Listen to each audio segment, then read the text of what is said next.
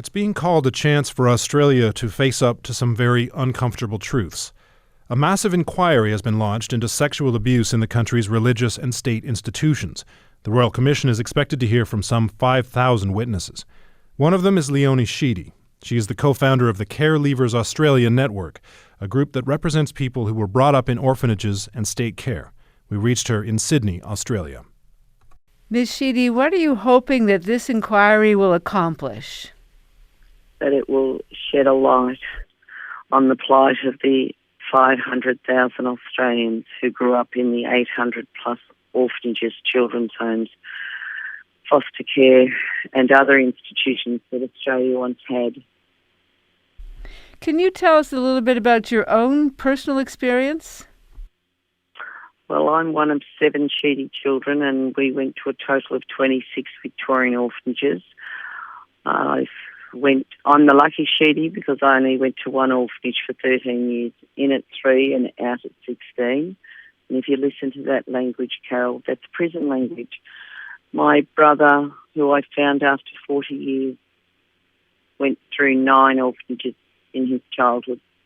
My other brother I found after 21 years. He went to 4. I had 3 sisters that don't want contact. And my son once said to me, "Mum, have you ever sat at the same table as all your brothers and sisters?" And he was about 11 when he asked me that question, and it threw me for a sixer. And I went, "No, we haven't." You're saying that there's 500,000 people who were raised in care, in children's homes, institutions in Australia. Well, that's what the Senate inquiry estimated there were, but I think it's a very conservative figure because the institution that maintains my family's records in Melbourne, they have the records of 6 Victorian orphanages and they have 75,000 children's records. So that's for only 6 Victorian orphanages. This inquiry is going to look into sexual abuse of those children. What kinds of stories do you think people will be telling when they appear? Well, I've listened to those stories for the last 13 years and they're quite distressing. Women who have sexually used children, of men, other children have sadly committed these crimes against other children. But that's learned behaviour and, you know, we understand that those children have been sexually used themselves and they were just repeating that behaviour that they'd learned as a child. I don't think this country really gets the grasp of the depravity that was conducted on children in orphanages and homes because we had no one to turn to, and many of us have maintained these stories down the bottom of our heart for 70, 80 years. Is this the first time that many people in Australia will learn about the kinds of institutional abuse, sexual abuse of children in your country?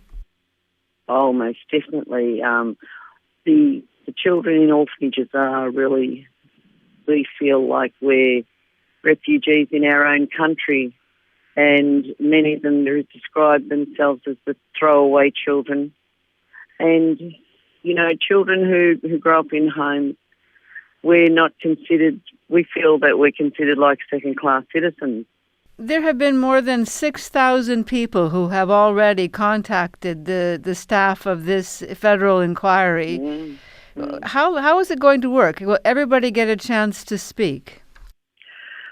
Well, for many people, they can't even find their voice. I spoke to a man yesterday and he gave me one of those sticks to fit into computers and he said, "Leonie, you can have my story," he said, "but I don't think I'll be able to speak about what happened to me." And I said, "Well, you don't have to.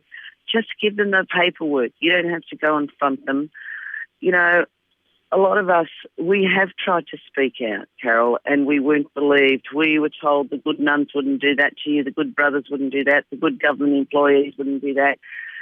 And we haven't been believed. So it's going to take a lot of courage. It's going to take a lot of convincing for people to say, this is being taken seriously now by the leaders of our country. The Prime Minister of Australia, Julie Gillard, said, we must shine a light on this vile part of Australia's history. And we must, if we're going to heal, and the country needs to heal from these, and the churches and the charities and every state government in Australia must be accountable for the heinous crimes that were committed on their watch. And they need to sell some assets and contribute to a reparations fund. And do you think, will there be any possibility that charges will come against anyone by virtue of this inquiry? Oh, I think there will be charges laid, and people deserve justice, and appropriate sentences must be given to pedophiles. It's imperative that they are fully conversant with the damage that they've inflicted on people. And, you know, I do have some reservations. There hasn't been a lot of interest from the police on historical sexual abuse crimes, but now with the Royal Commission, we're sending a very powerful message to the police that you must investigate these. And I don't care if the perpetrator is 99, he should face the full force of the laws of our country. Ms. Sheedy, it sounds like it's going to be quite an extraordinary commission. I appreciate you telling us about it. Thank you, Carol, and thank you for giving us a voice in Canada. Take care. Hooroo. Leonie Sheedy is co-founder of the Care Leavers Australia Network. We reached her in Sydney, Australia.